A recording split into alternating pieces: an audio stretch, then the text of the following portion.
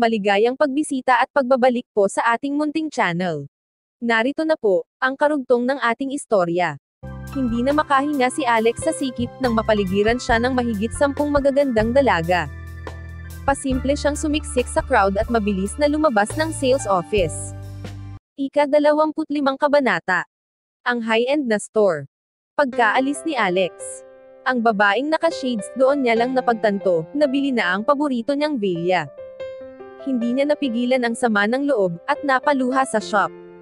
Ang pagmamayari ng villa sa Green Island Garden District, ay isang status symbol. Ngayon, nawalan siya ng pagkakataong iyon. Ang kanyang asawang si Jack Sanders, ay may pananakit din at makikita ito sa mukha. Masama ang loob nito. Pero alam niyang hindi niya kayang makipagkumpetensya sa kayamanan ni Alex. Noon lang, pumasok sa sales office, ang isa pang profesional manamit na babae. Siya ay walang iba, kundi, si Sue Bradley. Ang auntie ni Rose Scott. "Claire, bakit ka umiiyak?" Nag-aalalang tanong ni Sue.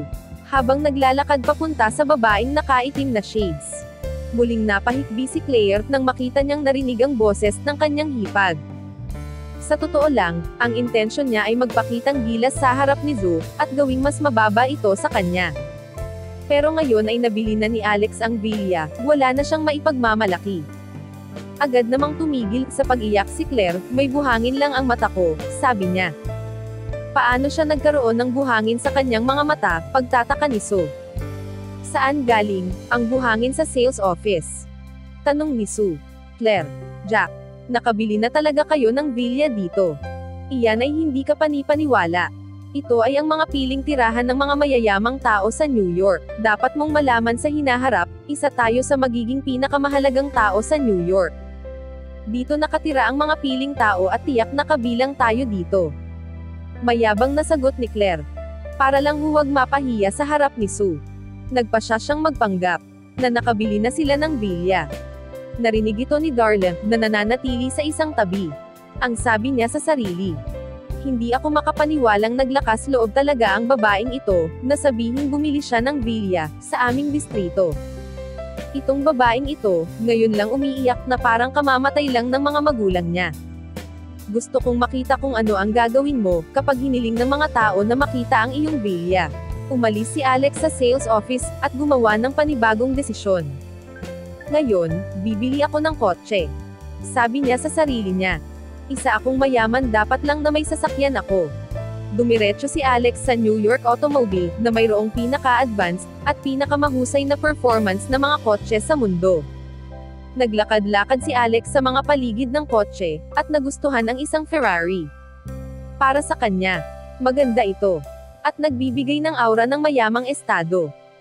Alam niyang isa rin ito sa pinaka-advanced pagdating sa performance nito. Nang tanungin niya ang salesperson, sinabi sa kanya na ang Ferrari na ito ay maaari ding ipa-custom para sa customer. Alam ni Alex na gusto niyang bilhin ito, kaya diretso siya sa punto. Nag-order siya ng isang custom-made na Ferrari, at lahat ng mga dapat ilagay ay magtitiyak na ito ang pinakamahusay. Ang salesperson ay labis na naghinala kay Alex. Hanggang sa hiniling ni Alex kay Robert Miller ng Sky Metro Bank na ilipat ang kalahati ng $400,000 sa numero ng account ng mga dealership ng sasakyan. Natigilan ang salesperson. Halos maramdaman niya na dapat ay hindi niya hinusgahan si Alex. Nagbago ang ugali niya kay Alex. Ang manager ng car dealership, at lahat ng iba pang empleyado ay nagtipon sa paligid ni Alex, at tumingin sa kanya nang may pagkabigla. Nang matapos na ni Alex ang pagbili ng kotse, at nagsimulang umalis ay naghiyawan ang lahat ng salesperson sa shop. Ilan sa mga dumadaan ay nalilito, tungkol sa pagpalakpak. Ipinagpalagay nila na ito ay isang mahalagang opisyal ng gobyerno na dumating upang siyasatin ang lugar. Gumaan ang pakiramdam ni Alex nang makaalis sa car shop.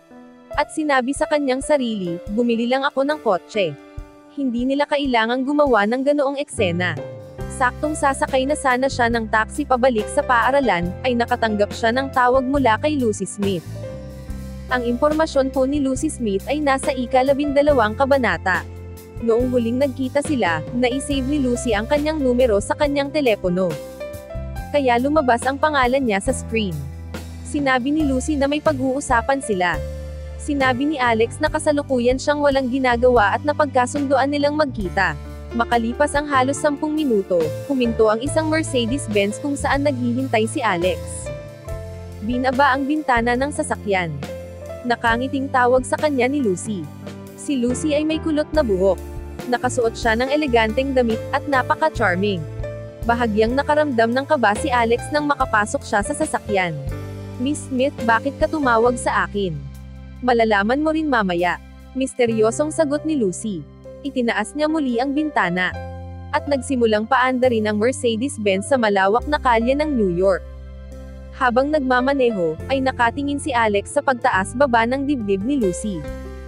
Dahil sa eksenang ito, biglang naubo si Alex, at umagos mula sa kanyang ilong ang pulang dugo. "Alex, okay ka lang?" Mabilis na tanong ni Lucy. Lihim siyang natuwa. Dahil ganon din ang nangyari dati sa elevator, sa isip ni Lucy, nano-nosebleed si Alex, pag nakakakita ng magagandang babae na sexy. Halatang kaakit-akit pa rin ang kanyang katawan, kahit sa mayaman at gwapong binata na ito. "Ayos lang ako," tugon ni Alex, habang nakataas ang ulo, at pisil ang ilong. "May tissue sa compartment," sabi ni Lucy. Binuksan niya ang compartment. "Ano ba ito?" tanong ni Alex sa sarili.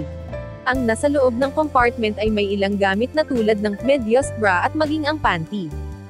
Nang makita ito, lalong hindi napakali si Alex.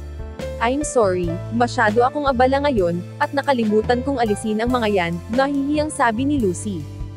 Sa totoo lang, sinadya niyang ilagay ang mga undergarments doon. Napakayaman, at gwapong binata si Alex, syempre kahit sinong babae ay gugustuhin siyang makasama. Umaasa si Lucy na sapat na ang nagpapahiwatig na damit na panloob upang mag-alab ang katawan ni Alex. Hindi niya inaasahan na basta na lang isinara ni Alex ang storage box pagkatapos ng ilang segundo. Si Lucy naman ay labis na nadismaya. Sinubukan niyang pakalmahin ang sarili. Si Alex ay nakahihigit sa sinumang lalaki, kaya sulit ang paghihintay.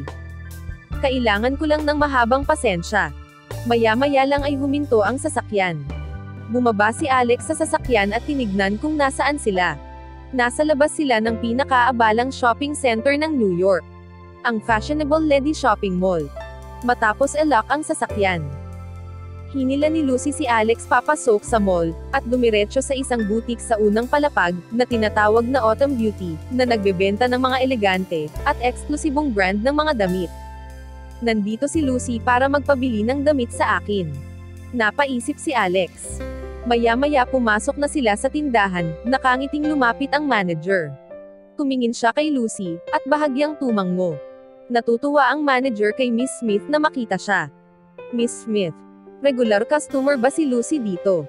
tanong ni Alex sa sarili. "Alex, isa ito sa aking tindahan." Paliwanag ni Lucy kay Alex nang makita ang pagkalito nito. Pagkatapos, tumingin siya sa manager ng tindahan, at sinabi, "Russell, simula ngayon, si Alex na ang may-ari ng boutique na ito.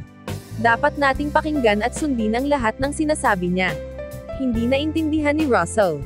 Pero dahil si Lucy ang nagsabi, kaya lang niya gagawin ang sinabi nito. "Yes ma'am, naiintindihan ko po," sagot niya. "Anong ibig mong sabihin?" tanong ni Alex. Hindi niya maintindihan ang sinasabi ni Lucy. Sagot ni Lucy, "Ito ang desisyon na ipinasap mula sa mga nakatatandang miyembro ng pamilya. Ginagawa ko lang ang iniutos sa akin. Alex, sooner or later, sasali ka na sa family business empire. Dapat kang magsimula sa tindahang ito, at unti-unting matutunan ang mga bagay-bagay." Alam ni Lucy na gusto ng pamilya, na si Alex ang magpatakbo ng shop na ito, para magkaroon ng karanasan sa pamamahala o management experience. Pumayag naman si Alex, kalaunan ay alam niyang kailangan niyang manahin ang negosyo ng kanyang pamilya. Mabuti, ngumiti si Lucy. Nakita niya si Alex na buo ang pagsang-ayon. "Alex, pupunta ako sa Timog Kanluran mamaya, para tingnan ang negosyong ginto ng aking pamilya. Mawawala ako ng ilang linggo." "Okay, sure," sagot ni Alex. Sa kanyang isip, ay mahigit 1 buwan bago ko makuha ang Ferrari. Sa panahong ito, ako ang magmamaneho ng kotse ni Lucy. Natarante naman si Russell na nakatayo sa gilid. Wala siyang ideya, na ang kanyang amo, ay isa sa pinakamayamang tao sa bansa. Ipinapalagay niya na si Alex ay isang taong walang gaanong pangalan. Nung natapos na nila lahat ang pag-uusap sa Autumn Beauty Shop, hinatid ni Alex si Lucy sa airport. Papunta siya sa Timog Kanluran ng araw ding iyon. Matapos may hatid si Lucy, pinaandar ni Alex ang kotse sa paligid ng New York. Ang malaking Mercedes-Benz na ito, ay napakaganda imaneho, at ang iba pang mga kotse ay tiyak na lalayo sa akin, naisip niya. Nakita ni Alex ang isang shrimp restaurant sa gilid ng kalsada, at nagpas siyang kumain ng lobster. Kaya pinaandar niya ang sasakyan papunta doon, at nagpark.